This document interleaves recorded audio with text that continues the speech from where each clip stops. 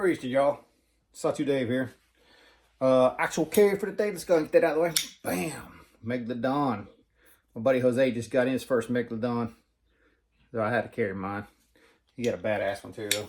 Congratulations, Jose. And also, left pocket wise, the little GPX test that's been reground by BGM. Alright, what's happening, Ying? Let's see. So, if you follow Discussing Things Steve's, you know he's doing his collection reduction kind of thing, and he's buying more specifically what he wants, like fine-tuning, I guess you'd say, his collection. But he's trying to get rid of some and then add only the few back that he really wants, because he wasn't carrying. So he was offering another Direware up. So the Hyper 90, it's been on the channel before. I went ahead and got it off of him. I got multiple thinkings on a lot of the stuff that I got from Steve, but mostly is I like the shit. His overbuilt kind of stuff. He's more like the SMF Strider, S&G kind of, or not just SMF Strider. He's more like the Strider kind of, or he seems to be on a Strider kick pretty much for the most part, which is all cool. But Striders for me are just they're not small, but they're a little bit on the smaller side of bruisers. That's for me anyhow. Although I have plenty in that size range, just like in general. My thoughts was, I like the knife, don't get me wrong. Socks about cat bomb us again. So, boy, I'm talking about that. I noticed last week I got like 6-7 times more views than I normally have, and I think it's because of the cat. I don't think it's because of me. But anyhow, what was that thought process? I just totally blanked, man. That tells you how it's going here. What was I about to say? Dang it. Oh, yeah. So, I guess my thoughts was, one, I like to add that to my collection. Anyhow, the Direwares and that sort of thing. And all the other stuff I got from Steve as well. But I also kind of like, I've been to that situation where I had to get rid of some stuff, or I did get rid of some stuff, and then kind of regretted it. Wish I had some of that stuff back. So, my brother, like Steve, like, if he gets to a point, might be 6 months from now, and he'd be like, hey, you know, man, I kind of missed that. It's going to go right back to him. That's kind of the unspoken deal I like to have with people like that. Especially when they sell a lot of their collection. Steve gives me hell of good prices anyhow. So thanks again, Steve. Appreciate you, man. So the Direware Hyper 90 is living in my house for the time being.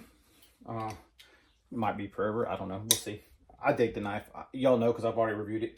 So typically when I send out stuff, like from last week, I know a lot of things, moving pieces, stuff got sent all over the country pretty much. I've had pretty good luck with FedEx. And for the most part, I'm just going to show that to you while I'm bullshitting. For the most part, they do a pretty good job. Like, you know, I bring everything in on Monday morning, and usually by the weekend, everybody's got their stuff. 4 days is usually about the max. And especially on Monday morning, a lot of times it's next day, sometimes 2 days, even though the ticket might say Thursday or Friday. But man, dude, there's one, the guy who bought the carbon fiber sawtooth from last week. I know a lot of people, y'all wanted it, and my bad, I should have maybe done a lottery on it, but first come, first serve, Sean got it. But Sean, late yesterday, finally got his knife. And I was so sweating it, man, because it was supposed to be delivered Thursday and it get delivered till Sunday. And talk about freaking out. Oh, dude, I hate that. I hate that feeling of that. But anyhow, FedEx kind of let me down on that one. But the guys that got the tiers were able to get their loaners in, and we'll start that program kind of like shifting around to other people. As long as nobody buys them right away. I think I probably will sell at least 2 of the tiers. I don't know. We'll see. At least one of the tiers, but I know I'm all over the place. Got a couple loaned in. Well, one's for mods. I'm going to show it real quick. So, brother Nick Edwards, if you ain't following him, go ahead and follow him. He's sending this American Blade Works. This is a Mercado one. I don't know which version this is or anything like that. But he kind of wanted a finger hole on it. I'm just going to close it up so I can show you guys.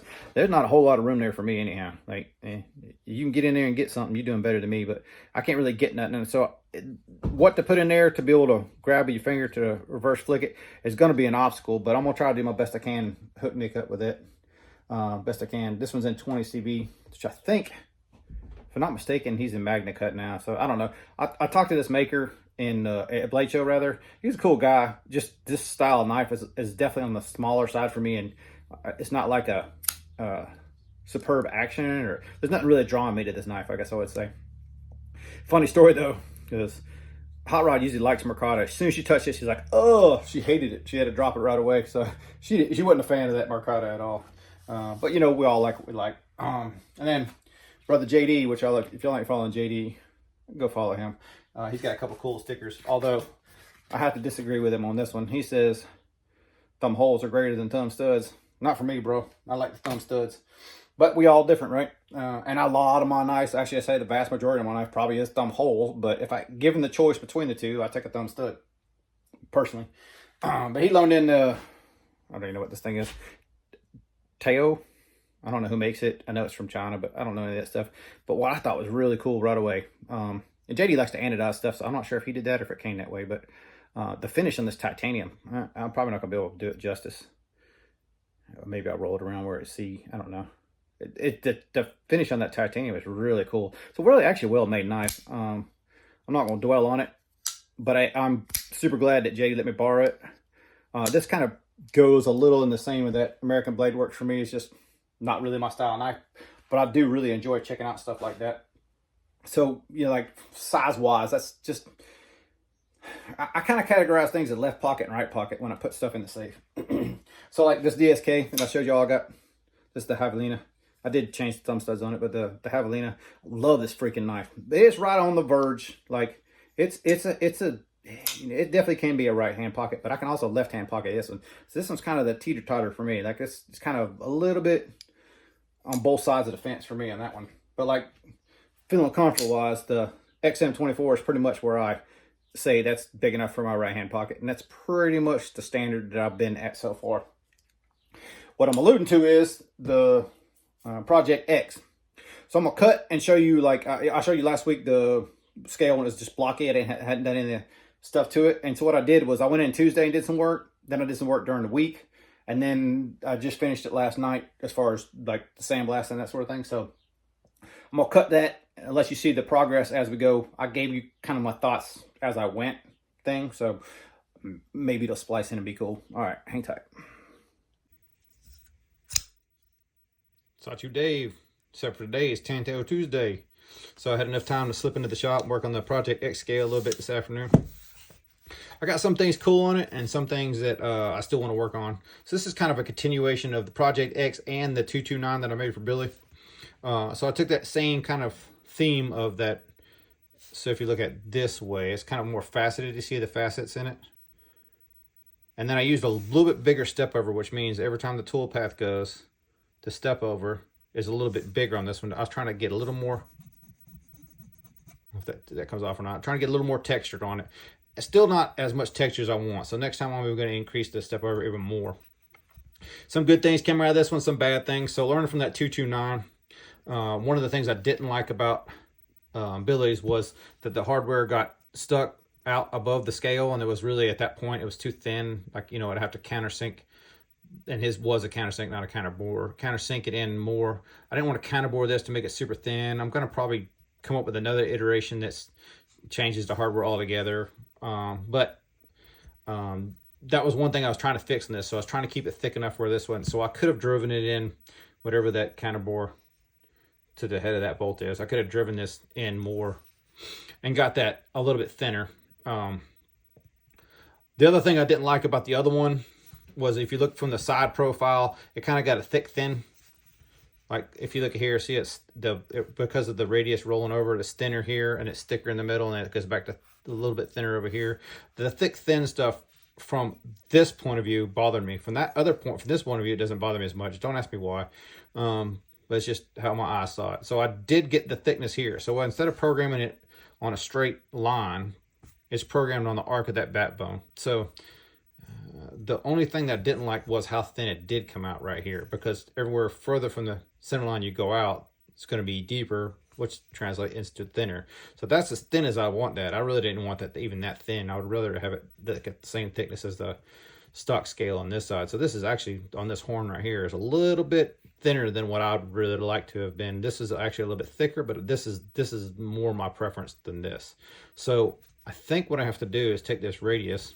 So if you look at this way, the radius here, and drive this center line closer to that, to this horn side over here, to kind of even that thick thinness out. Still want that evenness here. I don't care about it being uneven here, but I want some of this being thicker, not thinner. I guess that makes sense. These are my quick thoughts on Tuesday. So that's the reason I'm recording this, because by the time I do my video on Sunday, it's probably a pretty good chance that this is not going to look like this anymore. This is straight off the machine. This is exactly how it came off the machine. If you notice this shinier portion here and shinier portion here, it's actually non-cleanup. So if you think about the thickness of the scale, it's how I milled it to start with, and then I put this ball groove on top of it. So that's what all this is done with the ball. And you're looking at about 45 minutes worth of cycle time right here. Just the cycle time alone.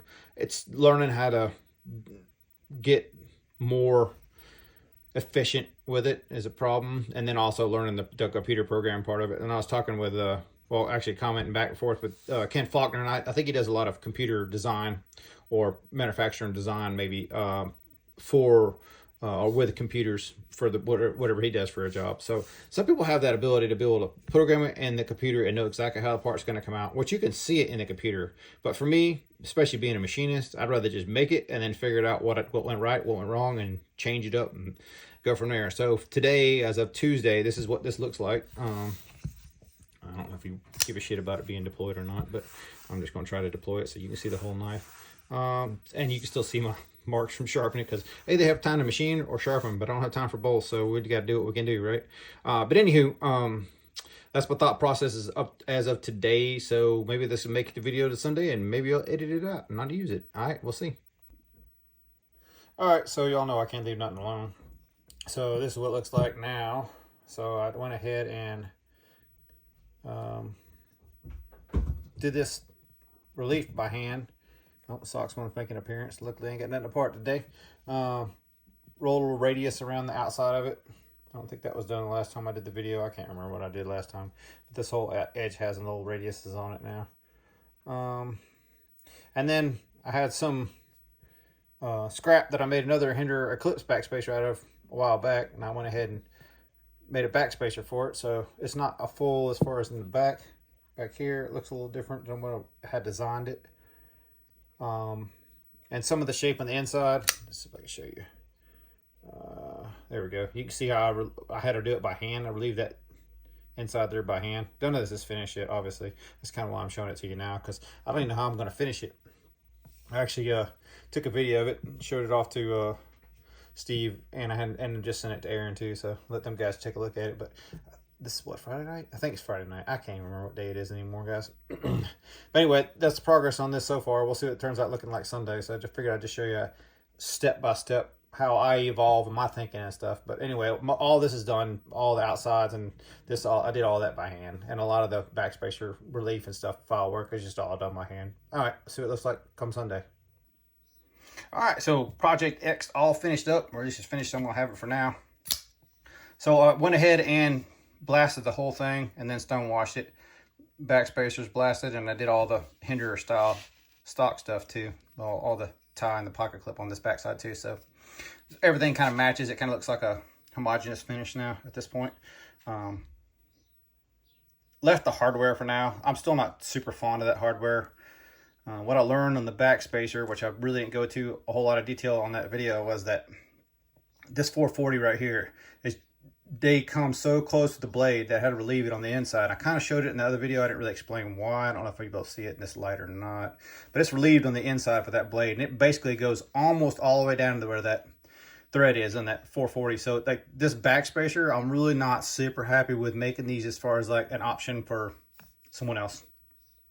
I think I'm gonna keep that stock kind of hardware on the inside of that and just make the scales work for that style hardware, at least for the standoffs, and that little tool thing that comes with that stock Project X. And I'll probably just do scales. So like I initially thought that maybe I'd do backspacers for everybody as well. This scale right here is going to be a one-off. Whether I do more contoured or not kind of depends on the guys who actually wanted the scales, because this one is still very thick. Let me close it up real quick. It's still very thick, but what I was alluding to before is I like the bigger, heavier knives, and so this one kind of sort of appeals to me in that regard. Like it's way thicker, right? You can see how thick those are. It's way thicker scales than the stock ones are, but that kind of appeals to my bruiser mentality. I don't know why. I wish the blade was bigger and thicker, but let's get that 24 back out here. Show you girth wise. So girth wise on them, so you can see there, the scale on this one's still thicker than the 24, and it's got like weight wise, Almost probably pretty close. This one might actually be heavier than the 24, at least till I make a scale for the 24 anyhow, because it's probably going to be the same ridiculousness. So anywho, I guess what I was trying to say is the thickness on this one and what I learned from this one, I have an idea how to improve upon another one like this. Not quite as thick. Maybe even come back and build flats on top of it, maybe give it a little design. If you saw those earlier clips, well, I spliced them in there, you can still see the faceted a little bit, and you still get that texture on this. So that part kind of came out the way I wanted it to. It's a little mini text kind of thing. I kind of wanted a little more aggression and a little more texture than that, so I probably will do that one different as well.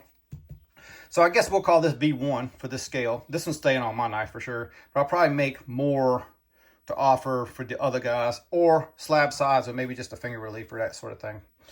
Doing this by hand actually kind of worked out pretty well for me. I kind of like the way it feels, and it, you know, it kind of dips in right where it's supposed to get to the thumb stud. So for me, this one all together, and you know, hand blending all these radiuses, it just has a different feel to it. So as I was alluding to earlier, like after I did the 229 for Apex Alchemies, and then I also did, if you watch their channel, I also did their Roxy 3 as well, and Aaron got a Hess 2 that all had this kind of same sort of treatment with his rounded radiuses and then the sandblast kind of stone wash. I felt like I needed one for me, my style. So that's kind of like what this one ended up being for me. Will I do the same thing again, or will I not change this one? Time will tell. Who knows? All right, let me just go back to the face view for a second. All right, so for now, that Project X is kind of on hold. I'm probably going to prep some stock to make some scales, a few guys that they're interested in scales. But the thing is, I have an opportunity to acquire some machinery. It'll be a small, not nearly industrial size CNC mill and lathe. But they're more for like some very small shops or like home shops like I have. I'll need a phase converter and that sort of thing. So, I mean, it's possible for doing slight production stuff. And that's kind of sort of where I'm alluding to. I might, if I buy those machines, I might start doing more scales for sale and that sort of thing. Like when I showed this to Mitch, Mitch was, he gave me a few words of encouragement, I guess, as far as like making them to sell them and that sort of thing. Y'all know I've never really been about that. I've done a few of the sawtooths basically just to break even, get my money back out of it. I made a few bucks on that whole ordeal, but if you count the shipping from all those scales and stuff like that, I probably just broke even, which is more than cool with me because I still got 2.5 bars of titanium sitting over there to be hacked up to make more nice stuff out of it, which is ultimately what I want to do anyhow. So I may gear up and try to do some of that, and I may just do the same kind of thing like I'm doing, just do stuff for myself, and if someone else decides they want something similar to that, then hook them up. But we'll see. I don't got no really future plans. I got to hook this one up for Nick, and then there's a couple other people that might send me some stuff for modding. I know I got some other stuff on the way, but that's pretty much it for this week. I hope y'all have a good week. Hope y'all have a good Easter. Have a good Easter, whenever you're watching this. Thanks, JD, for loaning me that. And Nick, I'll try to get you taken care of as soon as possible. I just don't know when that's going to be. And we already talked about it. So I'll probably end up taking that to work and drawing some stuff up and then sending it to you. See if you like it or not. All right. We're going to call it that week. Y'all be cool. See you next week. Later.